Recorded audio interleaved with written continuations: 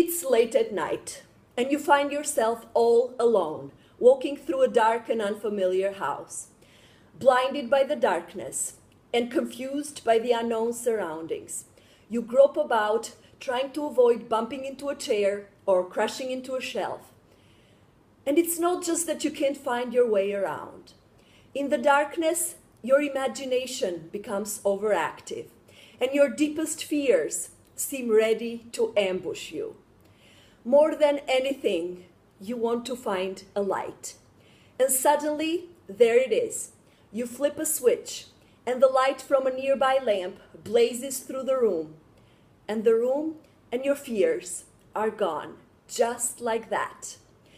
Sometimes when nothing in your surrounding changes, a source of light can make all the difference in the world. Today I want to help you see that there are times in life when fears are dispelled and hope arises. And that's not because something in your situation changed, but rather because someone, perhaps like a living lamp, brought light into your life in the moment when you needed it the most. There can be little doubt that light is one of the most powerful and universal symbols known to man. If you could travel to any time and place, no matter how remote, it is safe to say that if you asked people what came to mind when they thought of light, you would get strikingly similar answers. Light, they would tell you, is something more than just the physical phenomenon of enabling us to see.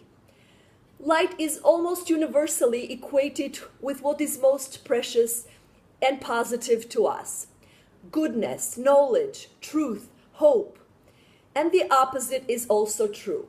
Darkness connotes evil, deception, fear, and hopelessness. The Bible makes ample use of this image throughout. Light is the first element of creation in Genesis, dispelling the darkness. The psalmist speaks of the word of God as a lamp unto his feet and a light unto his path. And perhaps unexpectedly, the Bible teaches that people can themselves be living lamps, providing light to others.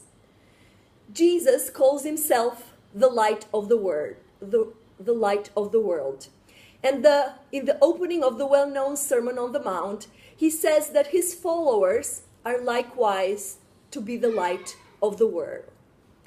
In one of his also well-known parables, Jesus says that no one lights a lamp and then hides it. Rather, they put it on a stand to give light to the whole house. In the same way, Jesus says, let your light shine before man. I would suggest that all of us know from experience something of what is being taught here. We know that people can indeed serve as living lamps in the darkness of this world. Living lamps that pour forth truth and goodness and give us exactly what we need to see, what is real, and keep going. All of us, I'm certain, can think of very dark situations we have faced in life. And we can also think of people who brought light to us in those darkest of moments. Maybe nothing concrete seemed to have changed in your situation. Maybe your parents still got divorced and your grandfather still got cancer and you still failed the entrance exam.